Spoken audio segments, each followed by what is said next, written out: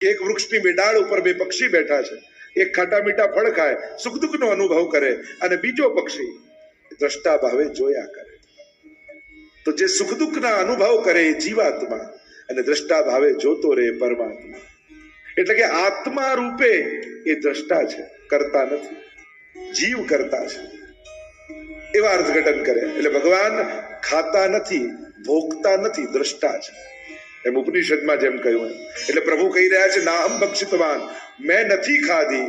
એટલે ભગવાન એમ કહે છે કે હું ભોગતા નથી, હું દ્રષ્ટા છું. એક અર્થ એમ કર્યો કે ભગવાને માટી ખાધી નથી પણ ખવડાઈ છે. ત્યારે મોઢામાં મૂકી તો ખાધી નથી ને ખવડાઈ, આવું કઈ રીતે થાય? એટલે આચાર્યોએ અર્થ કરતા કહ્યું કે જ્યારે પૂતના વ્રજ બાળકોના પ્રાણ લેતી લેતી આવી, ત્યારે એ બધા જ વ્રજ બાળકોના પ્રાણ પૂતનાની અંદર હતા. અને ભગવાને જ્યારે પૂતનાના પ્રાણોનું કર્ષણ કર્યું, ત્યારે એ બધા જ બાળકોના પ્રાણ ભગવાનની અંદર આવી ગયા. અને ભગવાનની અંદર આવ્યા ત્યારે વ્રજવાસીના બાળકોએ કહ્યું કે પ્રભુ, અમારો જન્મ વ્રજમાં થયો, પણ વ્રજની મહત્તા જેનાથી છે એ છે વ્રજની રજ. વ્રજમાં જન્મ લેવા છતાં અમે વ્રજ રજથી વંચિત રહી ગયા. પ્રભુ આપ કૃપા કરો, અમને વ્રજરજનો આસ્વાદ કરાવો. मुक्ति कहे गोपाल सो मेरी मुक्ति बताए और व्रजरज उड़ी मस्तक लगे तो मुक्ति मुक्त रह जाए. એવું વ્રજરજનો મહાત્મ્ય છે. મુક્તિને પણ મુક્તિ આપે એવો પ્રભાવ, એવું મહાત્મ્ય વ્રજરજનું છે. એટલે વ્રજવાસીના બાળકો કહે કે વ્રજરજથી અમે વંચિત રહી ગયા, અમને વ્રજરજનો આસ્વાદ કરાવો. કારણ કે વ્રજની મહત્તા રજને કારણે છે. એ યમુનાજી હોય, એ ગિરિરાજજી હોય કે વૃંદાવન હોય, ત્રણેયમાં રજનું મહાત્મ્ય છે. પ્રભુના ચરણારવિંદની રજથી શોભા છે. એટલે યમનાષ્ટકમાં પણ મહાપ્રભુજી કહે છે સ્ફુરદ અમંદ રેણુ ઉત્કટામ. જ્યાં રજ કરતા પણ, જ્યાં જલ કરતા પણ રજની મહાત્મા, રજ અધિક છે. અમંદ રેણુ ઉત્કટામ, રજ વધારે છે. તો યમુનાજીમાં ઠાકોરજીની ચરણ રજ છે, એનું મહાત્મ્ય. गिरिराजनी तरेटी में व्रज रज में लोटत गोविंद कुंड में नहीं तरेटी श्री गोवर्धन की रही. लोग दंडवती परिक्रमा करता हो, एनो भाव शू हो? बे जणाए दंडवती करी एम जोवा जाओ, एक तो इंद्रए करी क्षमा मांगता मांगता, અને બીજું ક્યાંક ભાવથી ઉદ્ધવજીએ કરી. વંદે નંદ વજસ્ત્રીણામ પાદ રેણુમ અભિષ્ણસ. ગોપીઓની ચરણ ધૂળીમાં આળોટ્યા છે. ભાવ એવો છે મારા રોમ રોમ ને વ્રજ રજનો સ્પર્શ થાય. રજનું મહાત્મ્ય છે. એ રીતે વૃંદાવનમાં પણ રજનું મહાત્મ્ય. એટલે કે વ્રજમાં આટલી રજનું મહાત્મ્ય છે. એક ઠાકોરજીની ચરણ રજ, ચરણ પંકજ રેણુ શ્રી યમને જુદી. વ્રજમાં આટલી રજની મહત્તા, એક પ્રભુની ચરણ રજ. અને એની મહિમા તો અનેક સંતો મહાત્માઓ, અનેક પુરાણોએ ગાય છે. એ ચરણ રજનું મહાત્મ્ય. બીજી રજ વ્રજમાં છે ગોપીઓની ચરણ રજ. ઉદ્ધવજી વંદે નંદ વજસ્ત્રીણામ પાદ રેણુમ અભિષ્ણસઃ યાસામ હરિકથોદ ગીતમ પુનાતિ ભુવનત્રય. જે ત્રણેય લોકને પાવન કરનારી છે એ છે ગોપીઓની ચરણ રજ. અને ત્રીજી રજ એ ગોરજ છે, ગાયોની ખુરરજ.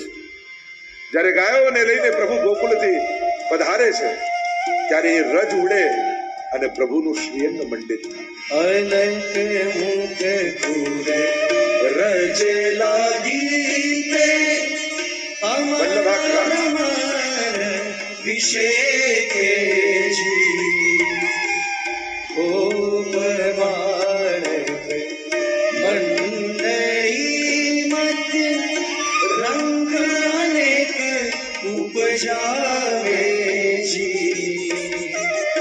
मत जगती मन बताते श्री गोकुळમાં આવે જી.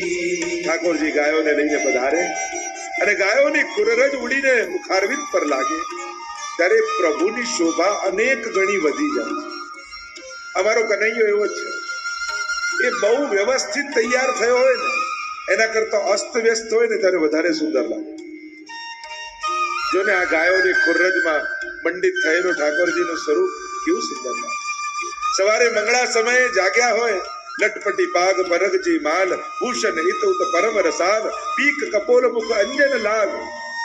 હવે નિત્ય લીલામાં વાંચો તો મંગળા સમયે જાગીને પ્રભુ શૃંગાર જયારે અસ્ત વ્યસ્ત હોય, મુખારવિંદ જયારે અસ્ત વ્યસ્ત હોય અને મંગળા સમય જેવા સુંદર લાગે ને એવા તો રાજભોગમાં ના લાગે. ભલે ને ગમે તેટલો શૃંગાર કર્યા. એટલે ઘણાને મંગળાના દર્શનનો આગ્રહ હોય છે, પણ મંગળાના દર્શન કરાય કઈ રીતે ચર્ચા થશે ત્યારે આગળ કરીશ. આમ પ્રભુનું આ સૌંદર્ય છે. એટલે કે પ્રભુએ માટી ખાધી નથી, અંદર રહેલા ભક્તોને ખવડાવી છે. એટલે પ્રભુ ખોટું બોલતા નથી. મૈયાને કહેવા લાગ્યા તને ભરોસો ના આવતો હોય તો મારું મુખ ખોલીને જોઈ લે. અને જ્યાં પ્રભુએ મુખ ખોલ્યું સમગ્ર બ્રહ્માંડના દર્શન થયા. સમગ્ર બ્રહ્માંડમાં પૃથ્વીમાં ભારતવર્ષમાં બ્રજમંડલમાં બ્રહ્માંડ ઘાટ અને બ્રહ્માંડ ઘાટમાં પોતાને ઉભેલા યશોદાજી જોયા. ચકિત થઈ ગયા. અરે આ કોઈ દેવની માયા છે, મારી આંખોનો ભ્રમ છે કે મારું બાળક એ બાળક નથી પણ ઈશ્વર છે. અને જો આ ઈશ્વર હોય તો મારે તો આને પાટે પધરાવીને રોજ આની પૂજા કરવી જોઈએ. મેં તો આને વળ્યો છે, મેં આને દાટ્યું છે, અને લડી છું, મેં તો કેટલા પાપ કર્યા તો અનંત પૂજન કરવા જોઈએ. હું તો અપરાધી છું. ઠાકોરજીને થયું આ તો ગડબડ થઈ ગઈ. અહીંયા તો હું સેવાનું સુખ લેવા આવ્યો છું અને મૈયાને પૂજા કરવાની ઈચ્છા થાય છે. વ્રજમાં હું પૂજાનું સુખ લેવા નથી, સેવાનો આનંદ લેવા આવ્યો છું. જ્યાં વિધિ પ્રધાન હોય પૂજા અને જ્યાં સ્નેહ પ્રધાન હોય સેવા. પૂજા પંચોપચાર ને ષોડશોપચાર 16 પ્રકારથી 5 પ્રકારથી પૂજા થતી હોય. આહવાનથી લઈને વિસર્જન સુધીનો ક્રમ હોય. એક સોપારીમાં આહવાન કરવામાં આવે, ગણપતિનું સ્થાપન થાય અને 16 પ્રકારથી ને છેલ્લે પાછું વિસર્જન થઈ જાય, પાછા પધારી જાય દેવતા. પણ સેવામાં આવિર્ભાવ છે. ત્યાં આહવાન અને વિસર્જન નથી, ત્યાં તો સ્વયં સ્વરૂપ વિરાજમાન છે. સાક્ષાત પૂર્ણ પુરુષોત્તમ તમારી સેવા લેવા માટે તમારે ત્યાં બિરાજતા હોય છે. એટલે ત્યાં દેવતા નથી. અને એટલે જ ઠાકોરજી આગળ દીવો નથી કરતા. પૂજા હોય ત્યાં ધૂપ દેવ નૈવેદ્ય આદિ ચડાવવામાં આવે. અહીંયા તો સ્વયં બાલ ભાવ, સ્વરૂપ ભાવ. નાના બાળકની આગળ સળગતું ના રાખી, દાજી જાય તો આવો બાલ ભાવ. યથા દેહે તથા દેવે. આપણે ત્યાં સિદ્ધાંત એ છે જે તમારા દેહને થાય એ તમારા ઠાકોરજીને થાય છે. તમને ઠંડી લાગે તો એને પણ શિયાળામાં ઠંડી લાગે, તમને ઉનાળામાં ગરમી લાગે તો એને લાગે. અને એટલે માટે આપણે ત્યાં ઋતુ અનુસાર સેવા છે. પૂજા 16 પ્રકારથી ષોડશોપચાર અને સેવા અષ્ટયામથી. મંગળાથી લઈને શયન સુધીનો ક્રમ આખો. એટલે કે ઠાકોરજી વ્રજમાં જે રીતે નંદાલયમાં રહેતા એ રીતની ભાવના આપણે આપણા ઘરમાં કરીએ છીએ. આખો અષ્ટયામનો ભાવ છે કે ઠાકોરજીને નંદાલયમાં જેમ જગાડતા અને ત્યાંથી લઈને પોડાડવા સુધીનો ક્રમ. એટલે પ્રભુની એ નિત્યની દિનચર્યા. રોજ ઠાકોરજી જાગે અને પોડે ત્યાં સુધીનો જે ક્રમ એ આપણો સેવા પ્રકાર. એ જ અષ્ટયામનો ક્રમ, એ જ 8 સમયના દર્શન. વ્રજમાં જ્યારે સવાર થાય, કોકિલ અને મયુર સુંદર સ્વર ભરવા લાગે. ગાયોને આખા રાતનો વિરહ હોય એટલે ગૌશાળામાં રહેલી ગાયો બાંધેલી ગળામાં જે ઘંટડીઓ હોય એને હલાવીને ટકોરાઓ કરવા લાગે, ઘંટનાદ કરવા લાગે. અને આખા વ્રજના સર્વે વ્રજ ભક્તો નંદાલયના ચોકમાં આવીને ઉભા રહી જાય. પ્રભુને આખી રાત્રિનો વિરહ હોય. લાલન જાગો હો ભયો ભો, લાલન જાગો ભયો ભો, વિકસે કમલ વિમલ વાણી સબ બોલન લાગે. પંછી ચૌહાણ લાલ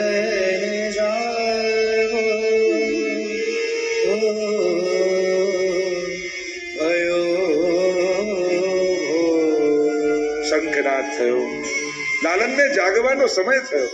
યશોદાજીએ મંગલ ભોગની બધી તૈયારીઓ કરી રાખી છે.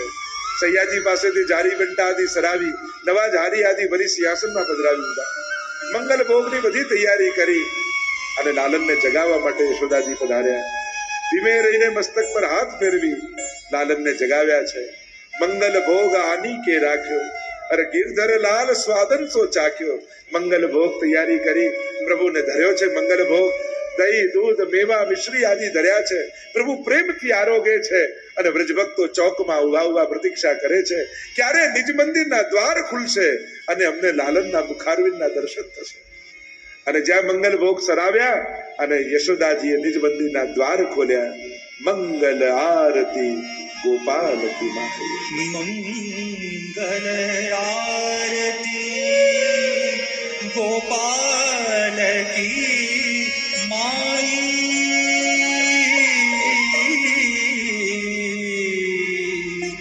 મંગલ આરતી ગોપાલ કી માય. હજી પૂરેપૂરું અજવાળું નથી થયું પણ એ આરતીના દિવ્ય તેજમાં પ્રભુનું મુખારવિંદ ઝળહળી રહ્યું છે. એવા સુંદર મંગળાના દર્શનો વ્રજભક્ત કરે. તો યશોદાજી તો પૂછે કે આ શું સવારે સવારે બધા નંદાલયમાં આવી જાવ છો?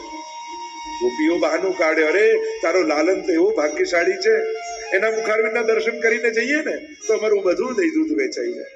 જો ને અમારી ગાયને વાછરડી નથી થતી, એના દર્શન કરીને ગઈ તો વાછરડી થઈ ગઈ. દિનતે દૂનો લાભ ભયો, ઘર કાજ બચિયા જાય. જયારે સૌભાગ્યના વખાણ કરે તો યશોદાજી રાજી થાય. ઠીક છે રોજ આવજો. અને ઠાકોરજી મંગળાનો સમય થયો અને હવે શ્રૃંગારની વારી આવી. સુંદર ઋતુ અનુસાર વસ્ત્રોને શૃંગાર સિદ્ધ કરીને રાખ્યા છે. કન કપાટ બેઠે મન મોહન, લાગ રહી જસુમતી હતી ગોહન. સોનાના પટ્ટા પર પધરાવ્યા લાલનને અને સોહાતું જલ તૈયાર કર્યું અને ચમેલીના તેલથી અને ઠાકોરજીને મર્દન કરવા લાગ્યા અને ઠાકોરજીને સ્નાન કરાવી રહ્યા છે. વ્રજભક્તો આવો ગોપાલ શૃંગાર બનાવો. આવો ગોપાલ સિંગાર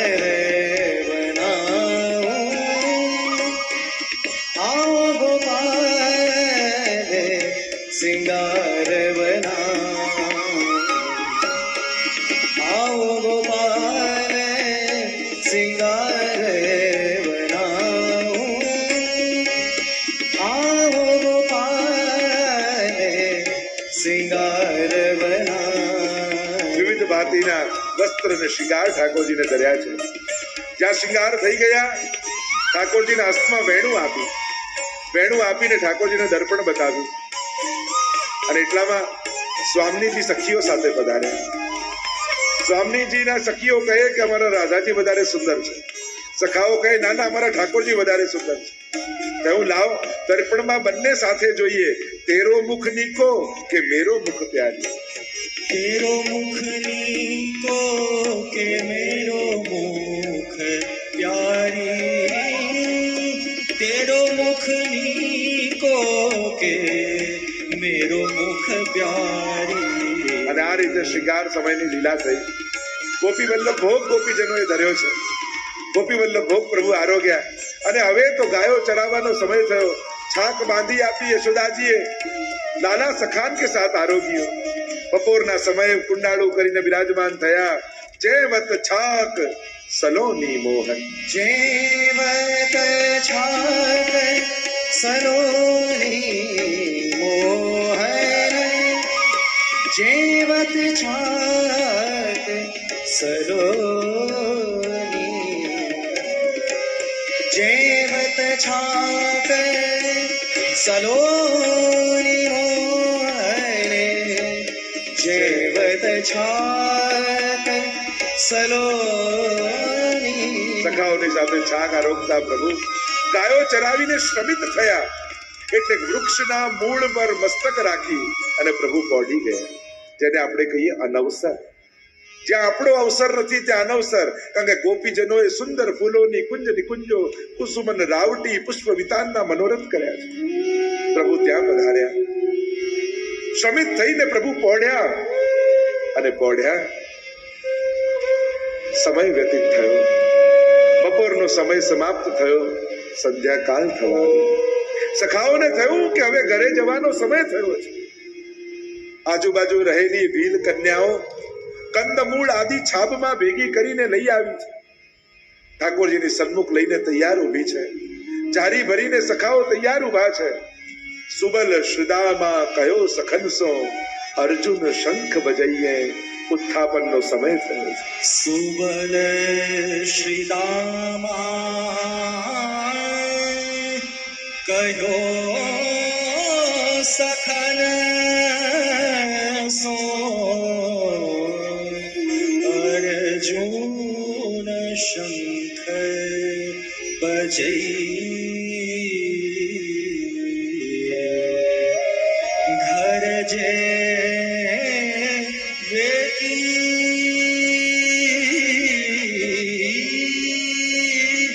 भाई है बिरिया गिरधर लाल जगइए,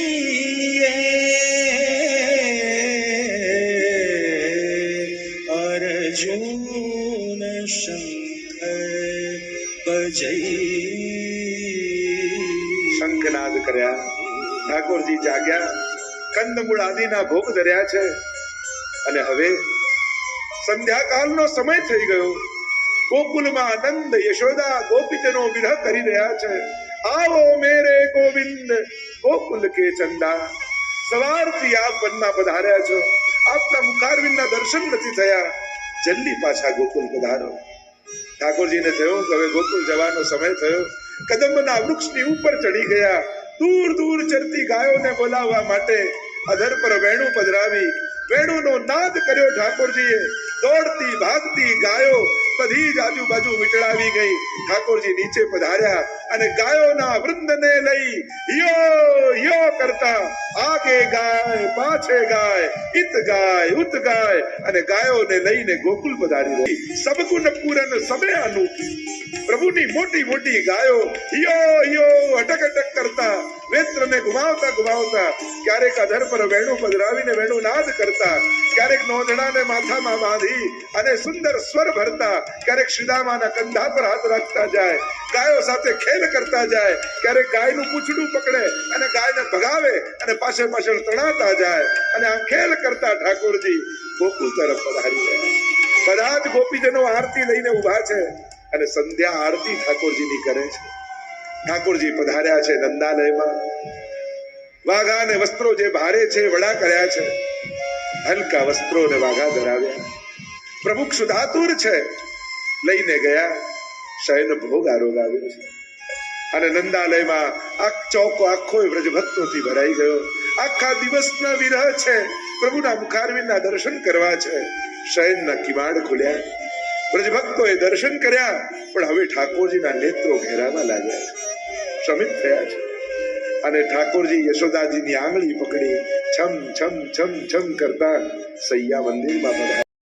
પ્રિય ભક્તજનો, જે શ્રીના આ વચનામૃત તમને ગમ્યા હોય તો આ વિડીયોને લાઈક કરજો, શેર કરજો અને કમેન્ટ બોક્સમાં જય શ્રી કૃષ્ણ જરૂર લખજો અને અમારી ચેનલ શ્રી વલ્લભ સત્સંગને સબસ્ક્રાઈબ કરવાનું ભૂલશો નહીં.